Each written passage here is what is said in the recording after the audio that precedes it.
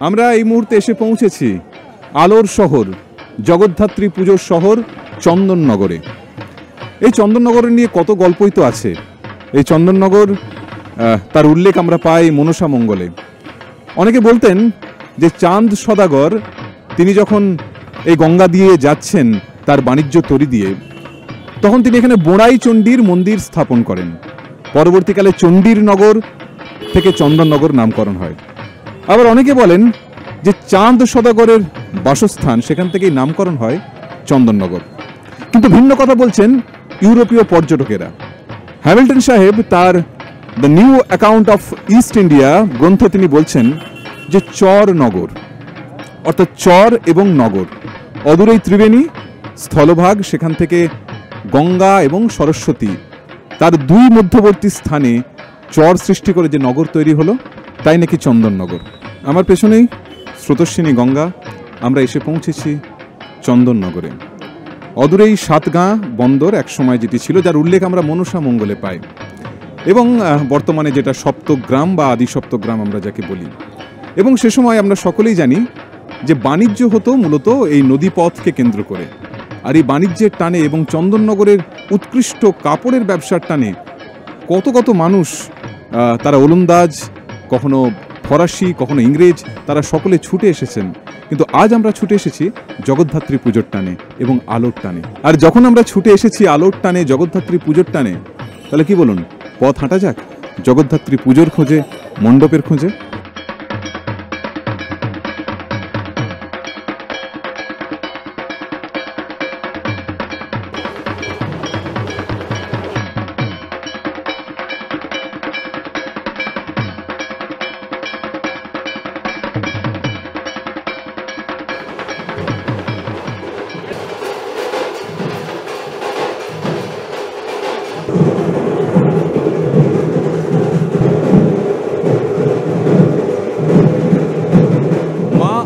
নবমীতে, মহানবমীতে দশভুজা, কার্তিক শুক্ল নবমীতে চতুর্ভুজা। এইভাবে বিবিধ রূপে যিনি জগৎ পালন করেন, তিনি তো জগতের পালনকারিণী, জগদ্ধাত্রী। এই জগদ্ধাত্রী পুজো উপলক্ষে আমরা এখন এসে পৌঁছেছি চন্দননগরের এক ঐতিহ্যবাহী পুজো, আদি পুজো, আদিমায়ের মণ্ডপ প্রাঙ্গণে আমরা এসে পৌঁছেছি। চন্দননগরবাসীর কাছে এটা হচ্ছে আমাদের আবেগ, চাওলপট্টি আদি জগদ্ধাত্রী মাতা, যাকে কেন্দ্র করে চন্দননগরে প্রথম পুজো স্টার্ট হয়। রাজা কিশোরচন্দ্রের দেওয়ান ইন্দ্রনারায়ণ চৌধুরী স্বপ্নদাসে মাকে প্রতিষ্ঠিত করে দুর্গা রূপে। আমরা শারদীয় উৎসব দেখে থাকি 4 দিন দুর্গা পুজো হয়, কিন্তু আমাদের এখানে 4 দিনই জগদ্ধাত্রী পুজো হয়। আমাদের মায়ের প্রধান বৈশিষ্ট্য হলো সব জগদ্ধাত্রীর ডান দিকে হাতি থাকে, আমাদের বাঁ দিকে মায়ের হাতি থাকে। এবং নবমীর দিন আমাদের 500 কিলো চালের পোলাও হবে, 100 কিলো দুধের পায়েস হবে, যেটা আমরা বিনা অর্থে ভক্তদের হাতে তুলে দিই। এবং আমাদের যা মায়ের শাড়ি পরে, আগের বছর যা শাড়ি পরেছে 500টা শাড়ি আমরা গরিব মানুষের হাতে তুলে দিয়েছি। অসুর নাশ করলেই তো জগতের কল্যাণ হয় না, জগতের কল্যাণ হয় অজ্ঞান দূর করলে। তাই জগদ্ধাত্রী তিনি সমস্ত অজ্ঞানকে দূর করেন। আর সেই পুজো পরিক্রমায় আমরা চন্দননগরের পথে পথে।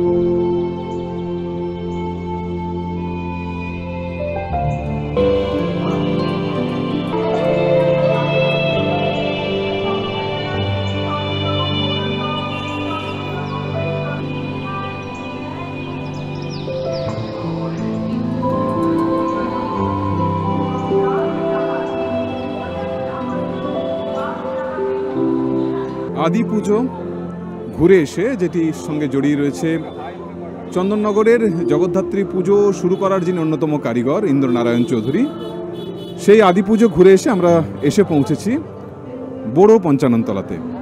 আর ওই যে শুরুতেই বারবার যে কথার উল্লেখ করছিলাম যে চন্দননগরের জগদ্ধাত্রী পুজোয় অনেকগুলো বৈশিষ্ট্য রয়েছে, তার মধ্যে যেটা অন্যতম বৈশিষ্ট্য, অন্যতম সেরা বৈশিষ্ট্য, সেটি হলো এই অনিন্দ্য সুন্দর অপূর্ব সুন্দর আলোকসজ্জা যেটা আপনারা দেখতে পাচ্ছেন মণ্ডপ জুড়ে। এবং এই আলোকসজ্জার টানে এবং এই অনিন্দ্য সুন্দর প্রতিমার টানেই কিন্তু মানুষ ছুটে ছুটে আসেন চন্দননগরে। আমরা আমাদের সাথে পেয়েছি বড় পঞ্চাননতলা জগদ্ধাত্রী পুজো কমিটির সম্পাদক, আমরা তার সঙ্গে কথা বলবো এবং জানবো এই থিম সম্পর্কে তার মতামত। এবারের আমাদের যে থিম তার নাম হচ্ছে কল্পোদ্যান, মানে কাল্পনিক উদ্যান, মানে গার্ডেন অফ ইমাজিনেশনস। কথাতেই বোঝা যাচ্ছে এটা একটা কল্পনার জগৎ, বাস্তবতার সঙ্গে খুব একটা মিল নেই।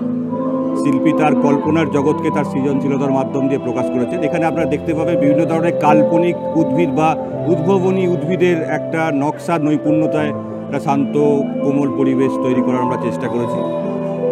এইভাবেই এগোচ্ছে এবং সব জায়গা থেকে এটা অ্যাপ্রিসিয়েটেড হচ্ছে এবং বিভিন্ন জায়গা থেকে সেরা সম্মান আমরা পেয়েছি এবং আরও আসছে।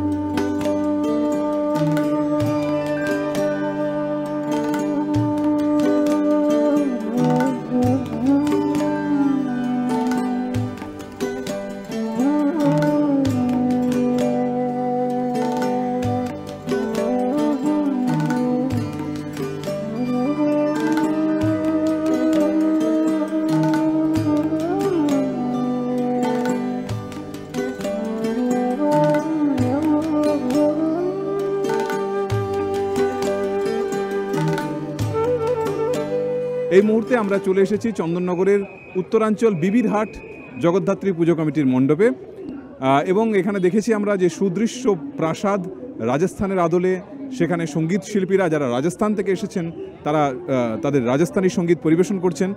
ক্লাবের যারা সদস্য আমাদের সঙ্গে রয়েছেন, আমরা তাদের থেকে জেনে নেব তাদের থিম ভাবনা সম্পর্কে। দেখুন, উত্তরাঞ্চলে প্রতি বছরই চমক থাকে, এই বছরও তার ব্যতিক্রম নয়। অ্যাকচুয়ালি আমরা এমনই কি মানুষদের কাছে একটা আমাদের প্রেজেন্টেশনটা এমন জায়গায় যে মানুষই আমাদের কাছে একটা যেন তাদের চাহিদা তৈরি করে ফেলেছে যে আপনাদের কাছে যেন একটা স্পেশাল কিছু পাই। তা যাই হোক, তার জন্য যে দায়িত্ব, যে প্রচেষ্টা, যে নিষ্ঠা নিয়ে ত্যাগ যেটা দরকার সেটা তার জন্য আমরা চেষ্টা করি। তা এবছরের প্রতি বছরের মতো এবছর আমাদের একটা ভালো উপস্থাপনা নিয়ে এসেছি, সেটা হচ্ছে রাজস্থানের অম্বরের একটা প্যালেস। কিন্তু এই পেছনে একটা ইতিহাস আছে।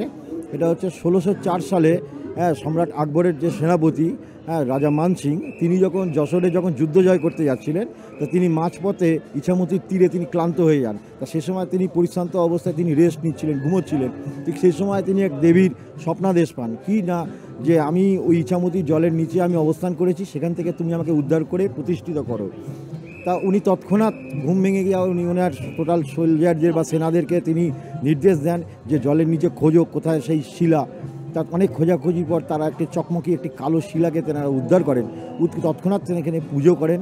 পুজো করার পর তার যে লক্ষ্য ছিল যে সে যে যুদ্ধ জয় করবে, সেটা খুব অল্প সময়ের মধ্যে সে তার যুদ্ধটা জয়লাভ করে। তৎক্ষণাৎ তিনি তখন জয়পুরের অম্বরে ফিরে যান। ফিরে গিয়ে সেখানকার যে শিল্পীরা রয়েছে তাদেরকে নির্দেশ দেন যে এটি দেবীর রূপ দিতে, এবং সেটা করতে তার 2 বছর সময় লাগে। অ্যাটলিস্ট 1606 দু বছর বাদে 1606 সালে তিনি সেই দেবী শক্তির প্রতিষ্ঠা করেন এবং সেই দেবী শক্তিরই আর এক রূপ সে মা জগদ্ধাত্রী, সেই জায়গাকেই আমরা এখানে অধিষ্ঠান করিয়েছি।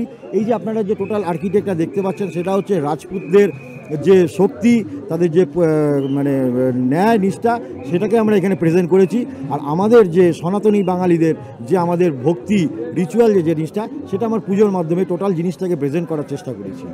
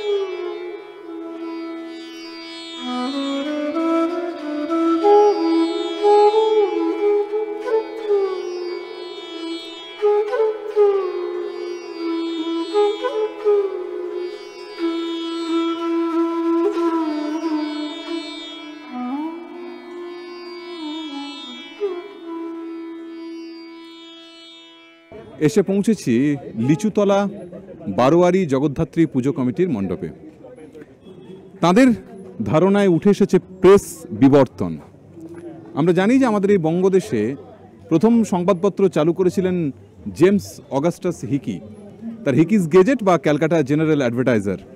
তারপর ধীরে ধীরে রেডিও, টেলিভিশন হয়ে বর্তমানে নিউ মিডিয়া বা ডিজিটাল মিডিয়ার যুগ। এই উপস্থাপনায় মানে এই প্যান্ডেলের মধ্যে উঠে এসেছে এই থিমের মধ্যে সেই বিবর্তন। আমাদের এই পুজো কমিটি দক্ষিণ চন্দননগরের সর্বপ্রাচীন, এবারে আমরা 86তম বৎসরের পুজো করছি। তো আমাদের এবছরের যে থিম হয়েছে, এই থিমের নাম আমরা রেখেছি বিবর্তন। তো বিবর্তন এই থিমের মাধ্যমে আমরা দেখাতে চেয়েছি যে সংবাদের বিবর্তন, প্রাচীন যুগ থেকে সংবাদ যেভাবে বদল হয়ে এসেছে, মানে পুরাতন যুগের সংবাদপত্র, তারপরে বেতার, তারপরে টেলিভিশন থেকে আজকের যুগের যে স্মার্টফোনের মাধ্যমেই আমরা এখন সবাই খবর পড়ে থাকি। তো পুরনো যুগের যে সংবাদপত্রের ব্যাপার ছিল, সেই সংবাদপত্রের যে টুকিটাকি বিষয়গুলো, যেরকম মানুষ তখন চায়ের দোকানে একটা খবরের কাগজ বসে পড়ার রেওয়াজ ছিল বা সেলুনে খবরের কাগজ থাকতো, সেই সব ছোট ছোট বিষয়গুলোকে আমরা এর মাধ্যমে দেখাতে চেষ্টা করেছি। এবং প্রধানত হচ্ছে সংবাদের যে বিবর্তনটা, মানে খবরের কাগজের যুগ থেকে স্মার্টফোনের যুগ, এটাকেই আমরা এই ছোট পরিসরে দেখাবার চেষ্টা করেছি।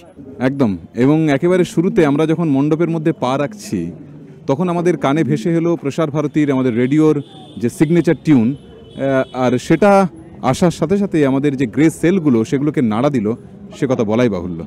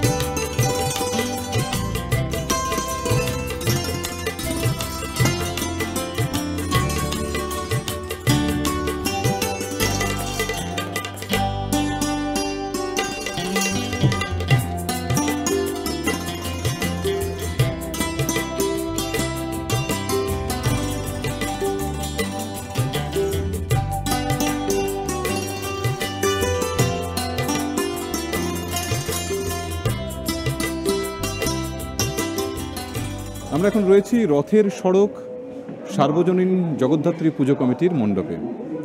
তাদের থিমে এবারে উঠে এসেছে সম্পর্কের বিনিশ্রুত।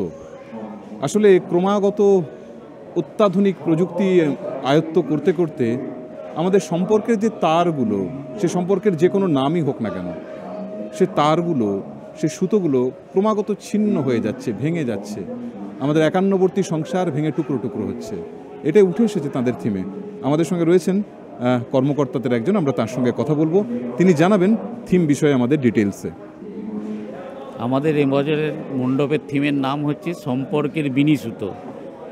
আমাদের মানব জীবনে একটা সবথেকে বড় জিনিস হচ্ছে সম্পর্কের টান।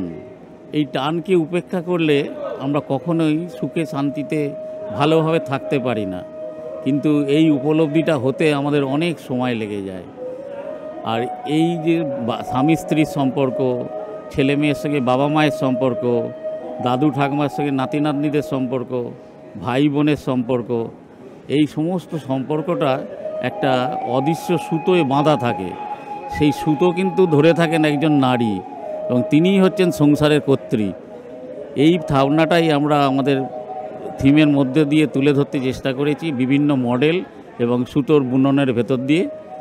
আমরা এই বার্তা দিতে চাইছি যে যে সম্পর্কগুলো আগেকার থেকে ভেঙে ভেঙে টুকরো হয়ে গেছে, আমরা চাই সেইগুলো আবার আগের মতন জোড়া লেগে একান্নবর্তী পরিবারের যেরকম ছিল আগে সেরকম ফিরে আসুক, তাহলেই আমাদের এই উদ্যোগ সফল হবে।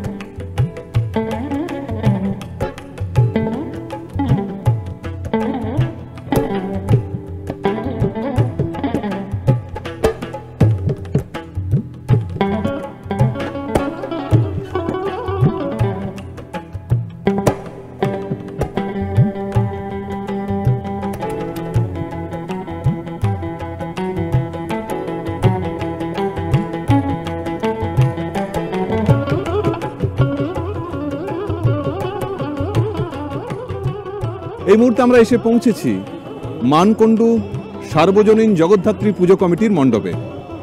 তারা এবছর মণ্ডপ থেকে আত্মশুদ্ধির বার্তা দিচ্ছেন।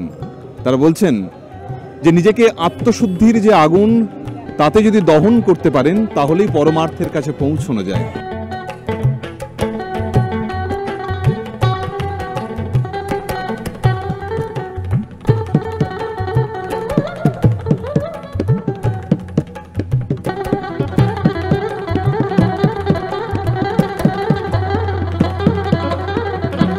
এবছর আমাদের পূজা 59 বছরে পদার্পণ করেছে। এবছরে আমাদের পূজার থিম হচ্ছে ঐতিহ্যের অগ্নিস্নান, এবং এবছর আমরা চেষ্টা করেছি পূজার মণ্ডপের মধ্যে দিয়ে বাংলার যে হারিয়ে যাওয়া শিল্প, মৃৎশিল্প, মাটির শিল্প, সেটাকে রিভাইভ করার জন্য। এবং একই সঙ্গে আমরা যেটা আত্মশুদ্ধির কথা বলছি, সেলফ কারেকশানের যে কথা বলছি, মানুষের জীবনে হিংসা, জেলাসি, একে অপরকে ওভারটার্ম করার যে একটা পদ্ধতি, সেই পদ্ধতি যে ঠিকঠাক নয়, সেটাকে জীবন থেকে মুছে দিয়ে নতুন আমাদের পুরনো ঐতিহ্যকে প্রতিস্থাপন করার একটা প্রচেষ্টা কিন্তু আমরা মণ্ডপের মাধ্যমে আপনাদের কাছে তুলে ধরার চেষ্টা করেছি। মানুষের রিয়াকশন কীরকম পাচ্ছেন? দেখুন, বলতে অসুবিধে নেই, প্রত্যেক বছর মানকুণ্ডু সর্বজনীন জগদ্ধাত্রী পূজা কমিটির এই মণ্ডপে রেকর্ড ফুটফল হয়।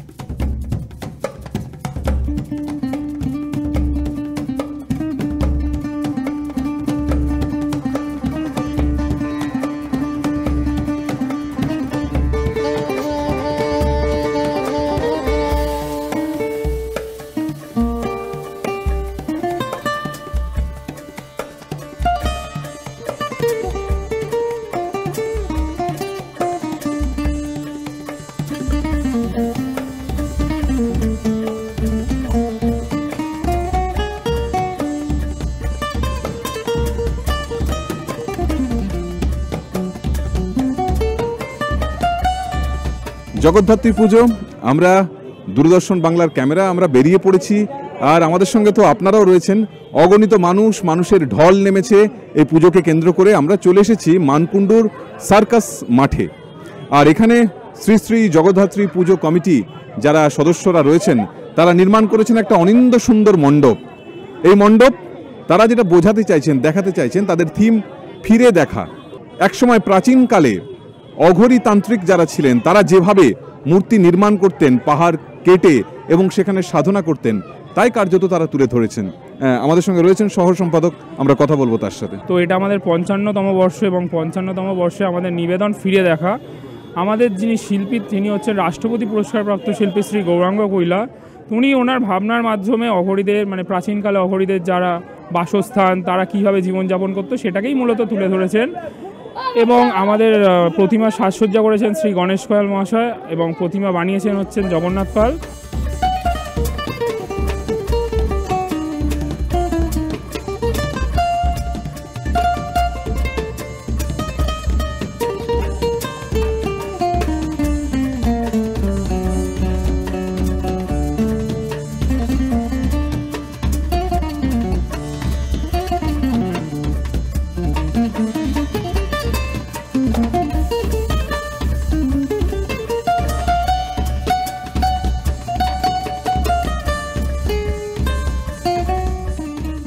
আমি মানুষকে বলবো সন্ধ্যেবেলা থেকে আমাদের এখানে লাইভ শো শুরু হচ্ছে। এখানে আপনারা যারা যারা দর্শক আছেন তারা প্লিজ একবার ভিজিট করুন আমাদের প্যান্ডেল, এটাই আমরা চাইবো আপনাদের থেকে।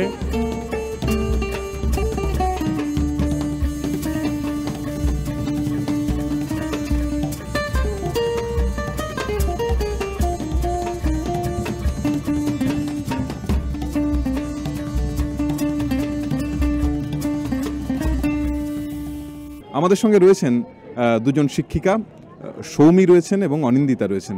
আমরা তাদের সঙ্গে কথা বলবো, তাদের কীরকম লাগছে জগদ্ধাত্রী পুজো, কটা ঠাকুরই বা তারা দেখেছেন। প্রথমে সৌমির কাছে চলে যাবো আমরা। প্রত্যেক বছরের মতো এই বছরও আমরা পুজো পরিক্রমা করতে বেরিয়েছি। তো প্রথমেই আমরা মানকুণ্ডু থেকে শুরু করেছি, তো 5-6টা মোটামুটি দেখা হয়েছে আপাতত। তো এখানে সার্কাস মাঠে আমরা ফাইনালি এসেছি। তো এই তো যে থিমটা করেছে, মানে প্রত্যেক বছরের থিম অনুযায়ী এই বছরের থিমটা মানে ভীষণ ভালো লেগেছে। এই যে মহাকাল ওরিয়েন্টেড যে একটা থিম করেছে, যে জগদ্ধাত্রীর যে মুখটা, এই যে সুন্দর মুখটা, এটা সত্যি হয়তো চন্দননগর ছাড়া আর কোথাও হয়তো মানে আমরা পাই না। তো এখানে আমাদের most of the thing is like রাত্রির বেলা আলোকসজ্জাটা দেখার জন্য আমরা বেরোই, ঠিক আছে, আর সকালে কি প্যান্ডেলগুলো দেখার জন্য বেরোই। তো আমাদের পুরো ব্যাপারটাই হচ্ছে সকাল রাত দুবেলা মিলেই বেরোই, ঠিক আছে। আর এখানে আসতে গেলে আমরা মানকুণ্ডুর রুটটা থেকে দেখতে শুরু করি। ওখানে স্পোর্টিং ক্লাব, নতুন পাড়া, নিয়োগী বাগান, কানাইলাল পল্লী দিয়ে স্পোর্টিং ক্লাব হয়ে তেমাথা দিয়ে পুরো রুটটা দিয়ে বেরিয়ে পাদরিপাড়া, ওকে, এই সবগুলো দিয়ে চন্দননগর ঢুকে প্রচুর ঠাকুর ধরে।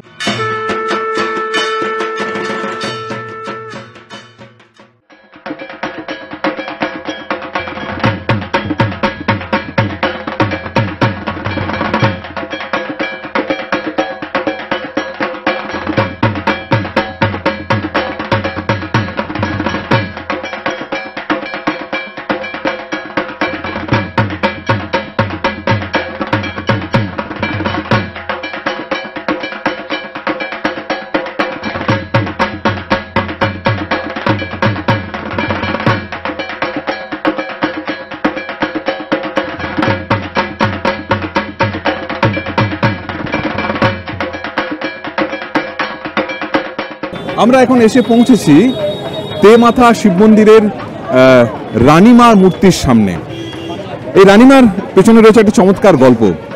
প্রচলিত আছে একসময় চন্দননগরের প্রায় সমস্ত ঠাকুর সজ্জিত হতো সাদা ডাকের সাজে, সেখানে ব্যতিক্রম এই রানীমা। এই রানীমার মূর্তি তখনও হতো সোনালী ডাকের সাজে, এবং দেখতে পাবেন প্রকৃত অর্থেই যেন রাজরানী। এই যেন রানীমা সেই জগদ্ধাত্রী পুজো এবছর পা রাখলো 81 বছরে।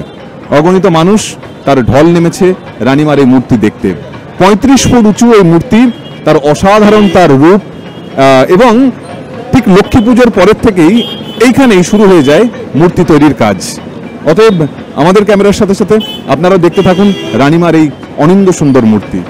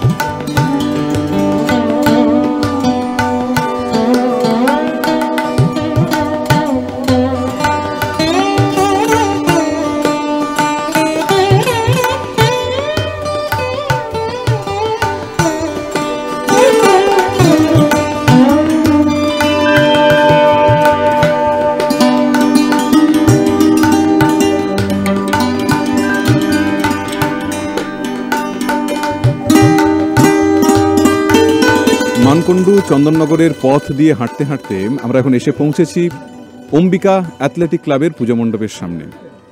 অদ্ভুত সুন্দর তাদের থিম, এক ধূসর পৃথিবী।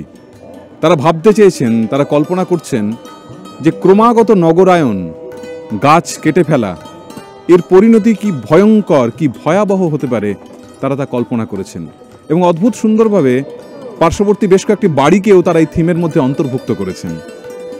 তাঁদেরও প্রতিমা এবছর 56 বছরে পা রাখল এবং যথারীতি চন্দননগরের প্রথা মেনে, ঐতিহ্য মেনে এখানেই মানে মণ্ডপেই তৈরি হয় প্রতিমা, কাঠামো থাকে সারা বছর এবং তারপর প্রতিমা নির্মাণ এবং সেই অনিন্দ সুন্দর প্রতিমা আমাদের দেখার সুযোগ থাকে। আমাদের সঙ্গে রয়েছেন শিল্পী রঙ্গাজীব রায়। আমি তার কাছ থেকে জানবো যে কিভাবে এই ভাবনা তার মাথায় এলো। নমস্কার, আমি রঙ্গজীব রায়। আমাদের এবছরের ভাবনার সবুজের আর্তনাদ। আমি যখন এই ক্লাবে কাজ করতে আসি তখন দেখি চারি সাইডে গাছপালা কম, ক্লাব রয়েছে, পাশে একটা বাড়ি রয়েছে। তো আমাদের এই ভাবনা থেকে আমরা পুরো নতুন কাজ, চন্দননগরে বেশিরভাগ খোলা প্যান্ডেল চলে আসে, কিন্তু আমি এখানে পুরোটাই নতুন কাজ করেছি। প্রায় 2 মাস ধরে এই কাজটা করেছি। এই কাজ করার একটাই উদ্দেশ্য, আমি সমাজকে একদম বার্তা দিতে চেয়েছি যে আমাদের ভবিষ্যৎ কি হতে পারে যদি পরপর গাছপালা কেটে যদি নগর হয়, বাড়ির সভ্যতা হয়, বড় বড় ফ্ল্যাট হয়, তার প্রতিফলন কি হতে পারে। গাছপালা ধূসর, গাছপালা পুড়ে যাচ্ছে, প্রাণীকুল কি হতে পারে, সেই সব ভাবনা নিয়ে আমি এখানে উপস্থাপনা করেছি যে প্রাণীকুল তারা তাদের যে খাদ্য বাসস্থান যেটা থাকার দরকার সেইটা কিন্তু দিন দিন হারিয়ে যাচ্ছে। এটা সম্পূর্ণ কিন্তু মানুষের কর্মকাণ্ডর জন্য, এটা সম্পূর্ণ মানুষের কর্মকাণ্ডের জন্য এইটাই ঘটে চলেছে, যার জন্য আমরা এই থিমটা এবছর ভেবেছি। এবং শুধু যে থিম তাই নয়, এর সঙ্গে রয়েছে একটা ইতিহাসের ছোঁয়া। আমরা দেখেছি, আপনি ভেতরেই দেখছিলাম যে সুন্দরলাল বহুগুণার যে বহু আলোচিত যে চিপকো আন্দোলন, তারও একটা ঝলক আপনি নিয়ে এসেছেন এই থিমের মধ্যে। সেটা কি ইতিহাসকে মাথায় রেখে? যেমন যে কোনো আন্দোলন বা ইতিহাস আমাদের সবসময় শিক্ষা দেয়, আর এই আন্দোলনটা এমন একটি আন্দোলন ছিল একদম গ্রামীণ অঞ্চলে, মানে আদিবাসী অঞ্চলে, যেখানে মেয়েরা গাছ বাঁচাচ্ছে। তারা শিক্ষিত নয়, তারা পড়াশুনো জানে না, তাদের মতো মানুষ যদি গাছকে জড়িয়ে ধরে একটা কলকারখানা, একটা বৃহৎ শিক্ষিত সমাজকে তাদের গাছ কাটা রোধ করেছে। কিন্তু আজকে আমরা দাঁড়িয়ে আমাদের শিক্ষিত সমাজ কি করছে? যদি একটা গ্রামের মেয়েরা মানে শিক্ষিত নয়, তারা যদি এই কাজটা করতে পারে, আমরা কেন আমাদের এই সমাজকে বাঁচাতে পারবো না? আমরা তো আধুনিক, আমরা তো শিক্ষিত। এই বার্তা নিয়ে আমরা পুরো শিক্ষিত সমাজের কাছে আমি বার্তাটা ছেড়ে দিচ্ছি যে এই সমাজ কিন্তু এরকম হতে যাচ্ছে। আপনারা এখনই যদি আমাদের পরিবেশকে না বাঁচান, তাহলে একদিন কিন্তু আমাদের ধুধু মরুভূমির মতো আমাদের সমাজ পরিণত হবে। অতএব কথা বলাই বাহুল্য যে বাঙালির পুজো শুধুমাত্র আচার অনুষ্ঠানের মধ্যে নয়, বাঙালির পুজোর সঙ্গে জড়িয়ে রয়েছে শিল্প। আর এই শিল্প যা সচেতনতার বার্তা দেয়, যা ইতিহাস চেতনার বার্তা দেয়।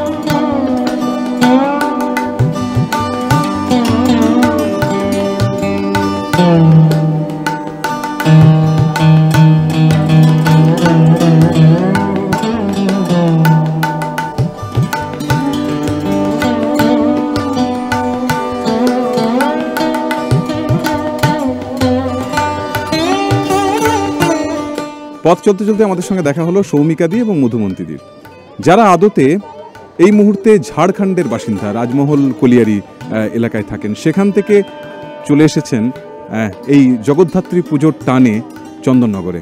আমরা কথা বলবো তাদের সঙ্গে, কেমন লাগছে তাদের এবছরের অভিজ্ঞতা, বা কেমন লাগছে চন্দননগরের জগদ্ধাত্রী পুজো। একেবারে অনবদ্য অভিজ্ঞতা। এরকম অভিজ্ঞতা মানে ছোটোবেলা থেকেই শুনেছি। জগদ্ধাত্রী পুজো চন্দননগরের লাইটনিং বিশেষ করে ভীষণ জগৎ বিখ্যাত।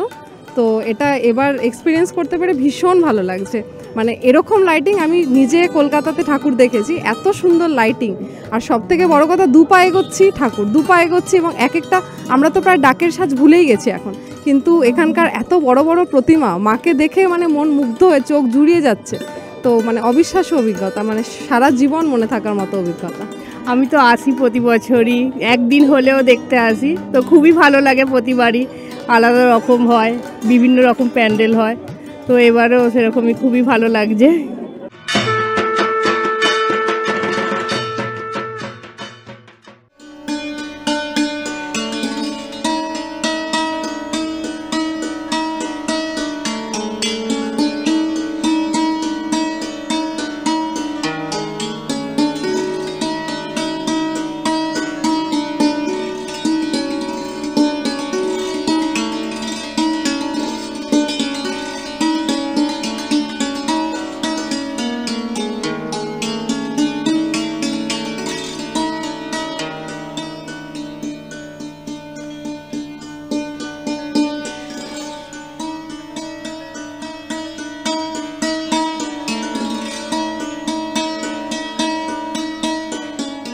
আমরা এসে পৌঁছেছি বিনোদতলা সার্বজনীন পুজো কমিটির মণ্ডপের সামনে। অনিন্দ সুন্দর প্রতিমা, সাদা ডাকের সাজে সজ্জিত সাবেকি ঘরানা, যা সততই আমাদের চোখ এবং আমাদের অন্তরাত্মাকে মুগ্ধ করে। এবং এই পুজোর সঙ্গে একটা গল্প জড়িয়ে রয়েছে। 42তম বছরে পা রেখেছেন এখানকার পুজো, এবং 2016 সালের আগে এটি অন্যত্র হতো। পুজোটি 2016 সালের পর থেকে এখানে স্থানান্তরিত হয়। মন্দির নির্মাণের যে প্রক্রিয়া, যে পর্ব সেটি চলেছে, সে যাই হোক, সেটি ভিন্ন বিষয়। কিন্তু এখানকার প্রতিমা যে আমাদের নজর কাড়বে, এবং আমাদের যারা বন্ধুরা টেলিভিশন সেটের পর্দায় চোখ রেখেছেন তারা সকলেই যে মুগ্ধ হবেন সে কথা বলাই বাহুল্য।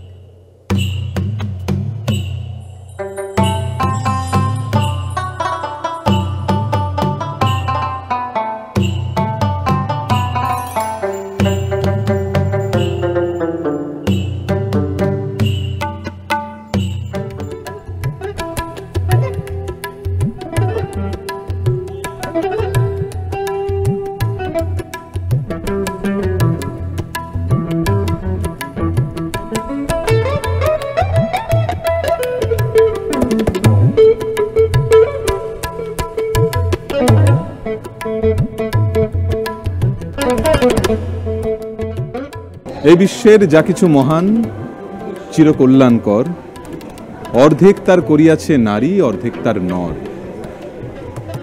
এই দুনিয়ায় পুরুষ এবং নারী, তার মধ্যে কোনো ভেদাভেদ নেই, অন্ততপক্ষে থাকার কথা নয়। এই কথা, এই বিশ্বাস বহুদিন আগে কবির কথায়, কবির চেতনায় উঠে এসেছে। সেই ধারণা বাস্তবায়িত হয়েছে গুন্দলপাড়া মনসাতলা জগদ্ধাত্রী পুজো কমিটির এবারের থিমের মধ্যে। তারা দেখিয়েছেন আমরা নারী, আমরাই পারি। একজন মহিলা, তিনি সকাল থেকে শুরু করে রাত্রি পর্যন্ত কাঁধে কাঁধ মিলিয়ে পুরুষের সঙ্গে লড়াই করেন। তাও সমাজের চোখে কোথাও একটা তাদেরকে সমান মনে করা হয় না। এই ব্যথা, এ বেদনা আমাদের বহু দিনের। তাই বিভিন্ন সময় শিল্পীর কল্পনাতে পুজোর থিমে উঠে আসে এ কথা প্রতিষ্ঠিত করতে হয় যে আমরা নারী, আমরাই পারি। আমাদের সঙ্গে রয়েছেন পুজো কমিটির সম্পাদক। আমরা তার থেকে জানতে চাইব কিভাবে এ ভাবনা চিন্তা তাদের মাথার মধ্যে এলো। তো আমাদের এই ভাবনার মধ্যে দিয়ে আমরা ফুটিয়ে তোলার চেষ্টা করেছি এই সমাজে পুরুষের সঙ্গে মহিলাদের কোনো ভেদাভেদ নেই। পুরুষের সঙ্গে সমান কাঁধে কাঁধ মিলিয়ে মহিলারাও অক্লান্ত পরিশ্রম করেছে এই সমাজে, তারাও কোনো আলাদাভাবে কিছু নয়। এবার আমাদের এই মণ্ডপে আপনারা পুরোটা ব্যাপারটা ঘুরে দেখলে দেখতে পাবেন, এখানে আমরা মাটি দিয়ে কিছু কাজ বোঝানোর চেষ্টা করেছি। মহিলারা যেমন রং করছে, মহিলারা যেরকম ঝুড়ি গাঁথতে পারে, মহিলারা যেরকম সেলাই মেশিনে সেলাই করতে পারে, সেরকম তারা যেরকম চা বিক্রি করতে পারে, কিন্তু তারা সেরকমই আমাদের এর থেকে ঠিক পরের পার্টটায় গেলে দেখতে পাবেন মহিলারা যেরকম ইঞ্জিনিয়ার, মহিলারা সেরকম শ্রমিক। তার পরের পার্টে আমাদের আছে একটা মহিলা কাঁধে বস্তা নিয়ে তার শিশুকে নিয়ে অক্লান্ত পরিশ্রম করে চলেছে, এবং অক্লান্ত পরিশ্রম করে দুবেলা দুটো ভাত নিয়ে এসে নিজের পরিবারটাকে তাদের তিনি চালাচ্ছেন। এটাই আমাদের এবারের ভাবনা।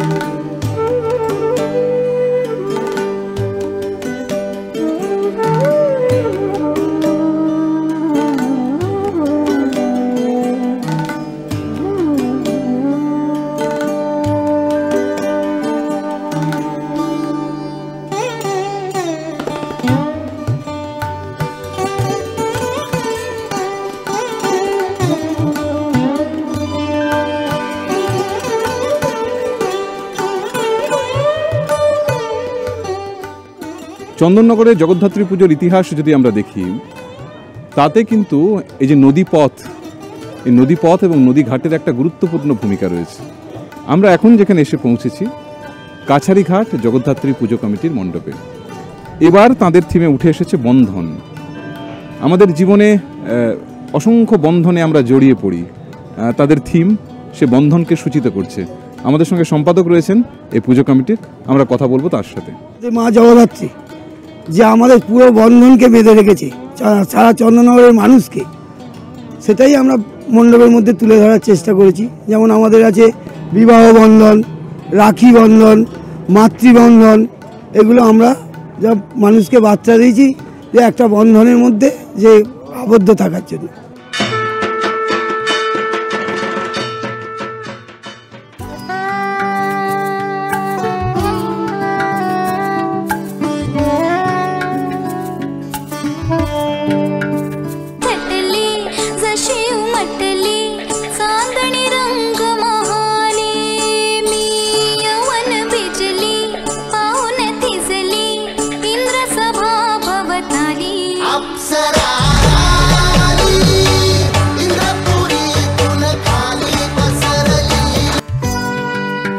আমরা চলে এসেছি চন্দননগর মধ্যাঞ্চল জগদ্ধাত্রী পুজোর মণ্ডপে। সাবেকি প্রতিমার সাথে অনবদ্য আলোকসজ্জা এই পুজোর অন্যতম প্রধান আকর্ষণ।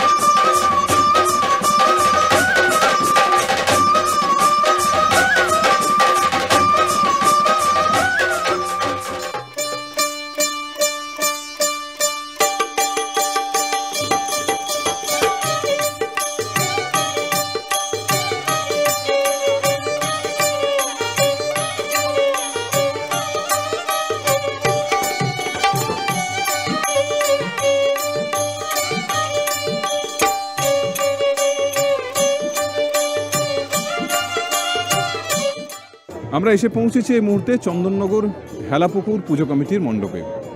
আমাদের সঙ্গে সভাপতি রয়েছেন। এই মণ্ডপে অসাধারণ যে আলোকসজ্জা এবং তাদের ধারণার মধ্যে উঠে এসেছে মুখোশ এই ধারণা। আর সবচেয়ে যেটা আকর্ষণীয় সেটি হচ্ছে এই যে মণ্ডপে যে সজ্জা রয়েছে দেবী জগদ্ধাত্রীর, সেটা কিন্তু হীরক সজ্জা। আমাদের সঙ্গে সভাপতি রয়েছেন, আমরা তার কাছ থেকে বিশদে জানব। এটা প্রথম বলি, মণ্ডপের ধারণাটা আমরা 2019 সাল থেকে সোনার ঠাকুর করতাম। তারপরে এবছর একটা চিন্তাভাবনা নতুন কিছু করা হবে। নতুনের মধ্যে এখন বলতে আমরা তখন বললাম যে তাহলে হিরে দিয়ে যদি সাজানো যায় তাহলে ভালো আছে। কিন্তু সেনকো গোল্ড দিয়েছে, ওরা প্রথম আপত্তি জানাচ্ছিল যে রাস্তা দিয়ে ঘুরতে গেলে হিরে নিয়ে গেলে সিকিউরিটি অভাব হবে। তা আমরা ওনাদের বললাম সিকিউরিটি অভাব হবে না, পুলিশ আছে, স্বেচ্ছাসেবক থাকছে, সবাই এসে তখন ওরা রাজি হয়। এবং আমাদের কার্নিভাল যেটা হবে শনিবারে, সেটাতে পুরো চন্দন শহর ঘুরবে। আর এইটা দেখছি যে এটা বললাম পরের দিন সেনকো গোল্ড দিয়েছে। এই প্যান্ডেলটা তৈরি করেছে গৌরাঙ্গ কৈলাস, আমরা নাম শুনেছি গৌরাঙ্গ কৈলাস। আর এই যে মুখোশটা দেখছেন, মুখোশের মানুষের মধ্যে দেখুন একটা ভালো একটা খারাপ দিক আছে। আমরা প্রার্থনা করেছিলাম যে আমাদের ভিতরে যেসব খারাপ জিনিসগুলো আছে সেটা মায়ের কাছে সমর্পণ করবো। মা যেন সকলকে মানুষকে ভালো করে দেয়, সকলের জন্য চিন্তাভাবনা করে। এইটা চিন্তাভাবনা নিয়ে আমরা এই মণ্ডপটা তৈরি করেছি।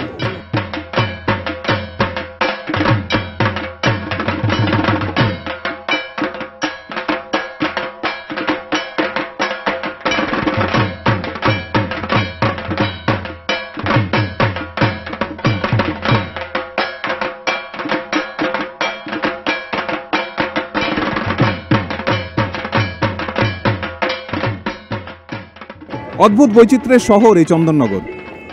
আমরা শুরু করেছিলাম মঙ্গল কাব্য দিয়ে, আমরা শেষ করব বাংলার এক প্রাচীন ইতিহাস দিয়ে। জগদ্ধাত্রী পুজো এলেই যার নামটি অনিবার্যভাবে চলে আসে তিনি মহারাজা কৃষ্ণচন্দ্র, যে কৃষ্ণচন্দ্র গ্রেপ্তার হয়েছিলেন মীর কাসেমের হাতে। পরে যখন তিনি রবার্ট ক্লাইভের মধ্যস্থতায় যখন মুক্ত হলেন, দেখলেন দুর্গাপুজো শেষ, তিনি দেবী উমাকে আবারও বরণ করলেন জগদ্ধাত্রী রূপে। এই চন্দননগর শহরে তার যারা পরিচিত জনেরা ছিলেন, অনেকে বলেন তার যারা বন্ধুরা ছিলেন, তার অনুপ্রেরণায় তার উৎসাহে তারাও শুরু করেন এখানে জগদ্ধাত্রী পুজো। এই গল্প আমরা করেছি, এই গল্পের উল্লেখ অনুষঙ্গ এসেছে আমাদের আজকের কথায়। আরও একটি গুরুত্বপূর্ণ, এই চন্দননগরে মিশেছিল ফরাসি ছোঁয়া এবং তাদের সহযোগিতায়, তাদের উৎসাহে, স্থানীয় মানুষের উদ্যোগে সব মিলেমিশে চন্দননগরের বিসর্জন কার্নিভাল, চন্দননগরের আলোকসজ্জা অন্য রূপ পেয়েছে। অতএব এই বৈচিত্র্য চন্দননগর সযত্নে লালন করেছে এবং আজও সেই বৈচিত্র্যকে চন্দননগর সযত্নে লালন করছে। তারই কারণ এত সংখ্যক মানুষ প্রতিদিন নিয়ম করে পুজো মণ্ডপে উপস্থিত হন। এই উৎসব হয়ে উঠেছে সার্বজনীন। আর এই সার্বজনীন উৎসব দেখতে ভারতবর্ষের বহুত্ববাদের সবথেকে যেটি গুরুত্বপূর্ণ কণ্ঠস্বর দূরদর্শন বাংলা, আপনারা চোখ রেখেছেন, আপনারা চোখ রাখুন দূরদর্শন বাংলার পর্দায়।